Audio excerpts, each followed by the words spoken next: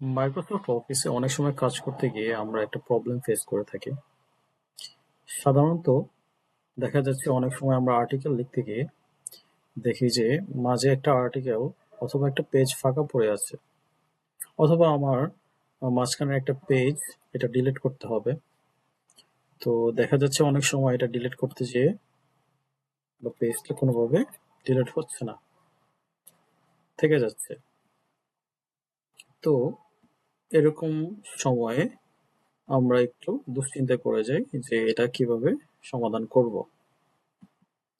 তো সেক্ষেত্রে আমাদের বিষয়টা যদি জানা থাকে তাহলে হচ্ছে আমরা একটা ট্রিক্স এর মাধ্যমে এটা খুব তাড়াতাড়ি করতে পারি।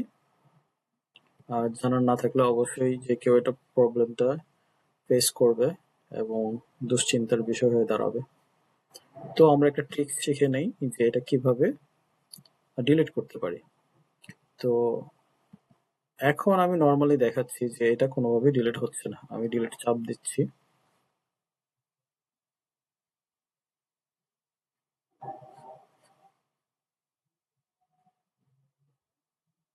হুম,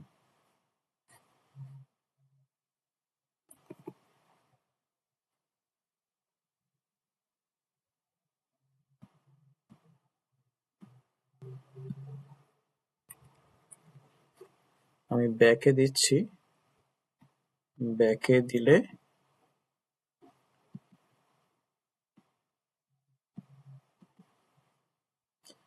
এখানে ব্যাক স্পেস দিলে উপরে চলে যাচ্ছে কিন্তু পেজটা রিমুভ হচ্ছে না।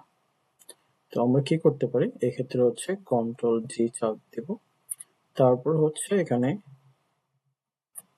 এটা দিয়ে আমরা লিখব পেজ,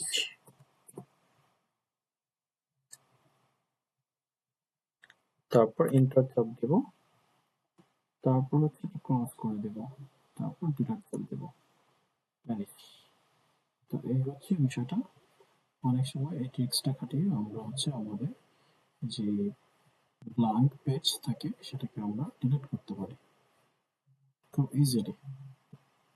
আবার দেখাচ্ছি, কন্ট্রোল জি, এই সিম্বলটা দিব আর লিখব পেজ, এন্টার দেব, এটা ক্লোজ করে দিয়ে ডিলিট করে দেব। পেজটা অলরেডি ভ্যানিশ হয়ে গেছে।